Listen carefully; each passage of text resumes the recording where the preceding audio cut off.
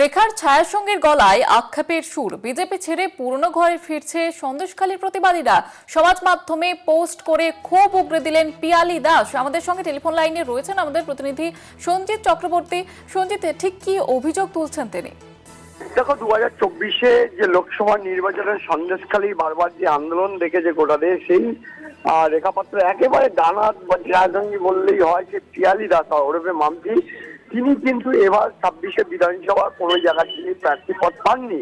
তার আগে তার ফেসবুক পোস্ট নিয়ে রীতিমতো জল্পনা শুরু হয়েছে। তিনি যে ফেসবুক পোস্টে লিখেছেন, অর্থাৎ যে আমি বিজেপির অবৈধ কর্মী, হ্যাঁ, কবে দল কবে বুঝবে, এই যে আক্ষেপের সুরের মধ্যে যে পিয়ালি দাসকে আমরা যখন জিজ্ঞাসাবাদ করি, তারা বিশেষ করে তিনি যেটা জানিয়েছেন যে ইতিমধ্যে জানেন যে আমরা যখন বলি তখন তিনি বলেন যে ফেসবুকে পোস্ট করা হয়েছিল, কিন্তু আমি তো দলের একজন এখন বর্তমানে সমর্থক।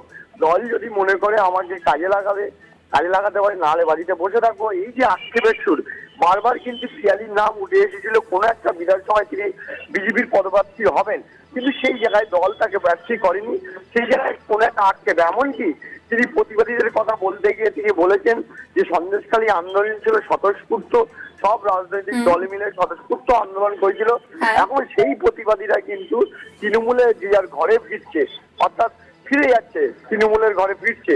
এইটা নিয়েও তিনি বুঝিয়ে দিলেন যে নারী শক্তির উত্থানের মধ্যে আগামী দিনে সন্দেশখালী কতটা যে তৃণমূল যে তোমার রাজনৈতিক ভাবে সংগঠন বাড়াচ্ছে, সেটা কিন্তু তার গলায় কিন্তু অন্যভাবে ঘুরিয়ে তিনি বললেন। একেবারে বোঝাই যাচ্ছে। ধন্যবাদ জানাবো তোমাকে সঞ্জিত।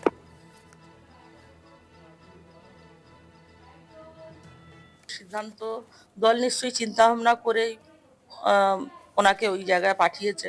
এবার আমার কাছে দলের সিদ্ধান্ত, দলের চিন্তা ভাবনাই সর্বেসর্বা।